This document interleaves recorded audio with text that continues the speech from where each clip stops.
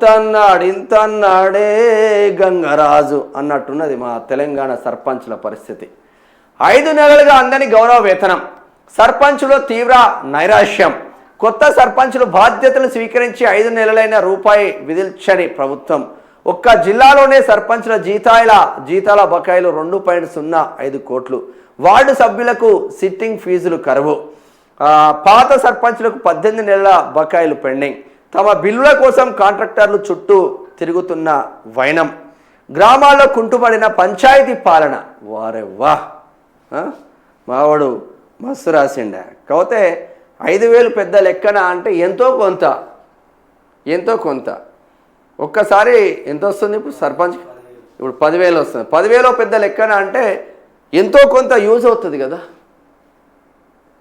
ఇప్పుడు సంవత్సరానికి 1,20,000 అంటే ఎంతో కొంత యూజ్ అవుతుంది కదా ఇంటి కుటుంబానికి.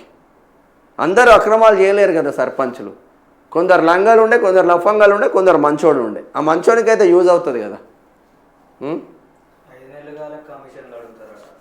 అంతేనా?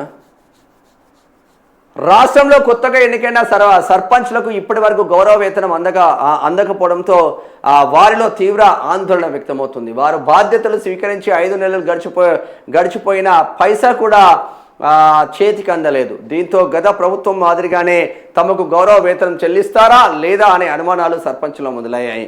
జిల్లాలోని 20 మండలాల పరిధిలో గల 594 మంది సర్పంచులకు ఒక్కొక్కరికి నెలకు 6,500 చొప్పున చెల్లించాల్సి ఉండగా 6,500 10,000 కాదు.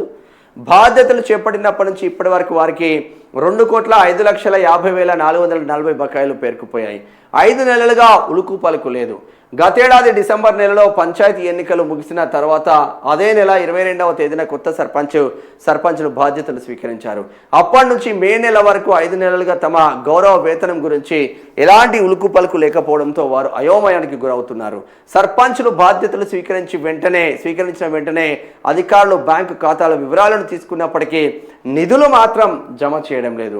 అటు పంచాయతీ సమావేశాలు నిర్వహించే సమయంలో వార్డు సభ్యులకు అందాల్సిన సిట్టింగ్ ఫీజులను కూడా ప్రభుత్వం చెల్లించడం లేదని తెలుస్తుంది. పాత సర్పంచ్లకు తప్పని తిప్పలు. మీ ఒక్క సభ విలువ కాదాయా 2 కోట్లు?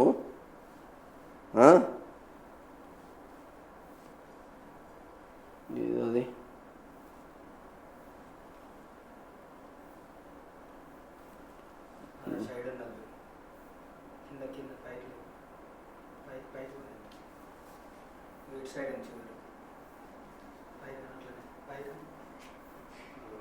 ఓకే, ఇప్పటికీ అందలేదా?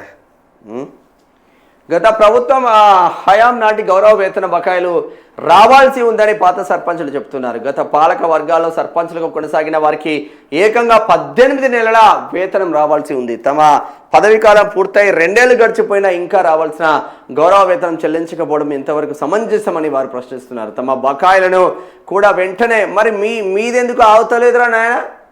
మీ ఎమ్మెల్యేలకు ఇచ్చే జీతాలు ఎందుకు ఆగుతలేదు? ఎమ్మెల్యే టీఏలు డిఏలు, ఎమ్మెల్యే ఖర్చులు, ఎమ్మెల్యేలకు కార్లు కొనుక్కోమని 50 లక్షల రూపాయలు, ఎమ్మెల్యే జీతాలు లక్షల రూపాయలు ఎందుకు ఆగుతలేవరా నాయన?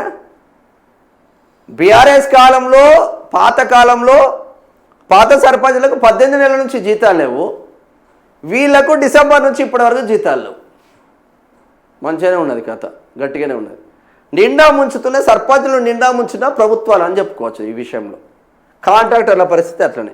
బిల్లుల కోసం కాంట్రాక్టర్ల ప్రదక్షిణలు. గ్రామాల్లో స్ట్రీట్ లైట్లు బిగించి రోడ్లు వేసిన కాంట్రాక్టర్ల పరిస్థితి మరింత దయనీయంగా మారింది. తమ బిల్లుల క్లియరెన్స్ కోసం వారు గ్రామ పంచాయతీల చుట్టూ ప్రదక్షిణలు చేస్తున్నారు.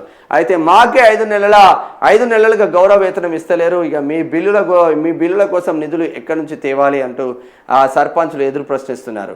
ప్రభుత్వం ఇప్పటికైనా స్పందించి సర్పంచ్ల వార్డు సభ్యుల బకాయిలతో పాటు గ్రామాల్లో నిలిచిపోయిన అభివృద్ధి పనుల బిల్లులను వెంటనే విడుదల చేయాలని సర్వత్రా కోరుతున్నారు. మరి ఏమవుతుందో తెలియదు కానీ ఇట్లా అయిపోయింది పరిస్థితి. ఇంతన్నాడే గంగరాజు. సర్పంచులకు మాత్రం కనీస వేతనం లేదు. 6,500 రూపాయలు ఇవ్వలేకపోతున్నారు.